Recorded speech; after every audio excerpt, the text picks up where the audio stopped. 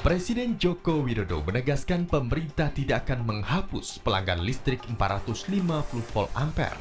Jokowi juga menegaskan subsidi listrik untuk 450 volt ampere masih tetap disediakan pemerintah. Ia meminta kabar tidak benar itu jangan sampai membuat masyarakat menjadi gaduh dan resah. Berdasarkan data Kementerian SDM, saat ini subsidi listrik dinikmati sebagian besar oleh seluruh pelanggan rumah tangga 450 volt ampere dan 900 volt ampere yang masuk dalam data terpadu kesejahteraan sosial atau DTKS. Dari sekitar 24,3 juta pelanggan 450 volt ampere, terdapat 9,5 juta yang masuk dalam DTKS. Dari 14,8 juta pelanggan 450 volt ampere non-DTKS, saat ini telah dilakukan survei untuk 12,2 juta pelanggan dan 50,1% yang berhak menerima subsidi. Sementara 49,9% atau 6,1 tidak tepat sasaran.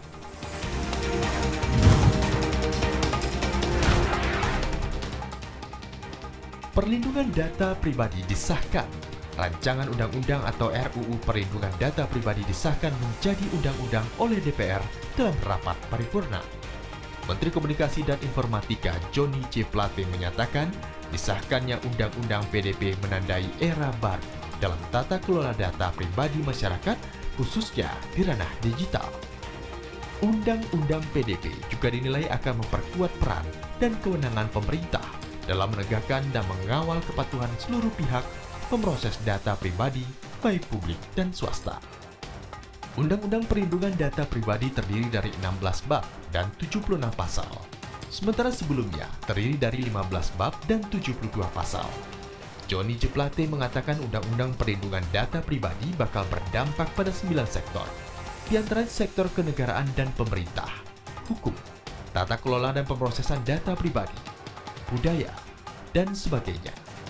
Selain itu, jika terjadi kebocoran data pribadi, maka Kominfo akan memeriksa penyelenggara data pribadi, sementara sanksi yang diberlakukan ialah sanksi administratif hingga pidana 4-6 tahun penjara, serta denda 4 hingga 6 miliar rupiah.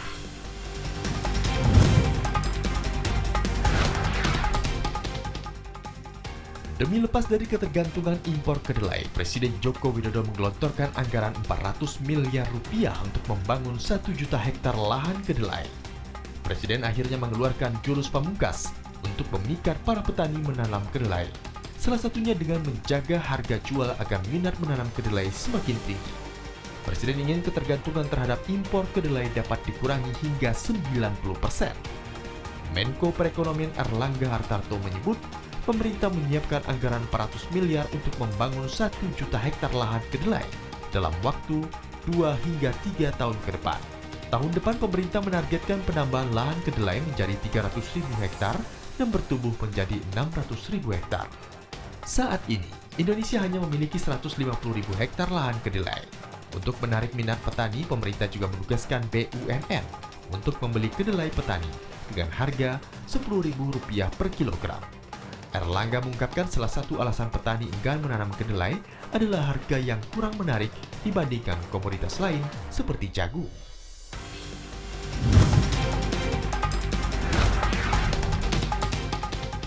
India kembali menerapkan kebijakan protektif. Selain gandum dan gula, kini India melarang ekspor beras. Jenis beras yang dilarang ekspor adalah beras pecah. Menurunnya produksi dan ancaman gagal panen menjadi alasan India melarang ekspor beras pecah. Sebagai salah satu eksportir beras terbesar di dunia, dengan pangsa pasar 40%, larangan ekspor ini akan berdampak buruk pada sejumlah negara. Lembaga analisis Nomura menilai Indonesia menjadi salah satu negara yang paling rentan terhadap larangan tersebut. Indonesia mengimpor beras India sekitar 2,1% dari kebutuhan. Meski porsi impornya kecil, namun Indonesia rentan terdampak larangan karena komoditas beras menyumbang sekitar 15% tingkat inflasi pangan.